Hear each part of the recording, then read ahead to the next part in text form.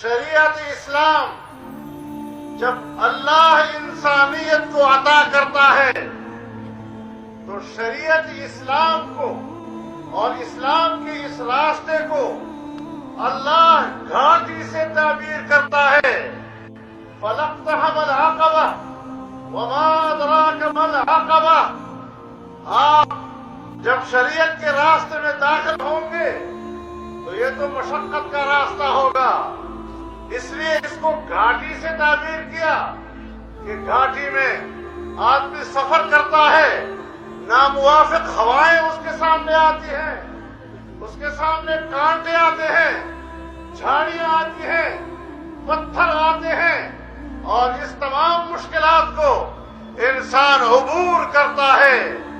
اللہ فرماتے ہیں جانتے ہو اس راستے کو، جس گھاٹی میں آپ داخل ہو رہے ہیں، اس گھاٹی میں داخل ہونا، شریعت اسلام کے اس راستے کو اپنانا، اس کا اولین تقاضا کیا ہے؟ فک رقبہ، سب سے اولین تقاضا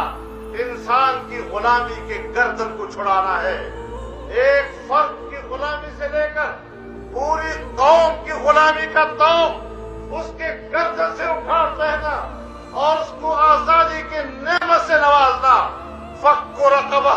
یہ اسلام کا اولین تقاضا ہے۔ اور اسلام کا دوسرا تقاضا او اطعام فی یوم ذی مسغبہ، بھوک کے وقت کسی انسان کو کھانا کھلا دینا، ایک فرد سے لے کر پوری قوم کی بھوک افلاس کو ایڈریس کر لینا اور اس کی بھوک افلاس کو دور کرنے کے لیے ایک مضبوط و مستحکم اقتصادی نظام عطا کرنا۔ آپ مجھے بتائیں، قرآن کریم شریعت کی بات کرتا ہے، عبادت، اللہ کی بندگی، بندے اور رب کا رشتہ، انبیاء کا وظیفہ،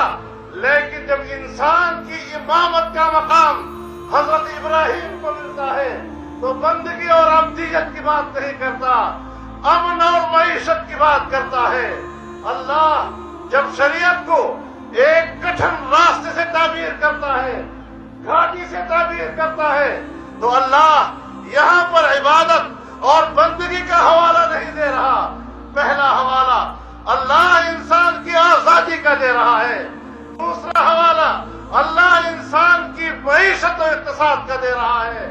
اور جب دو حوالے دینے کے بعد پھر انسانیت کی طرف دیکھتا ہے، یہاں پر دو مظلوم محکوم طبقے یاد کرتا ہے،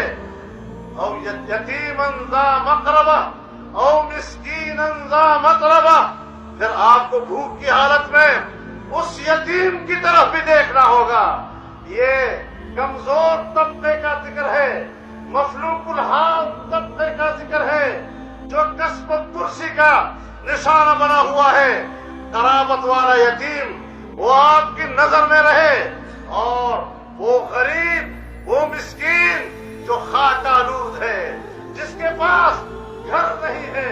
جس کے پاس مکان نہیں ہے، جس کے پاس پہننے کے لیے کپڑا نہیں ہے، مٹی میں اٹا ہوا ہے اور اس طرح کی زندگی گزار رہا ہے۔ پہلے آزادی کی بات کی، پھر معیشت کی بات کی، پھر مفلوق الحال اور کمزور طبقوں کی بات کی۔ میرا یہ قرآن انسانیت کو جو پیغام دے رہا ہے، آئیے اس دیوبند نے، ان کے اکابر نے، اس مادر علمی نے، ان اکابرین نے قرآن کو ہمیں جس روح کے ساتھ سمجھایا ہے، آئے آج اس بات کا عہد کریں کہ ہم انسانیت تک اسلام کے اس پیغام کو پہنچائیں۔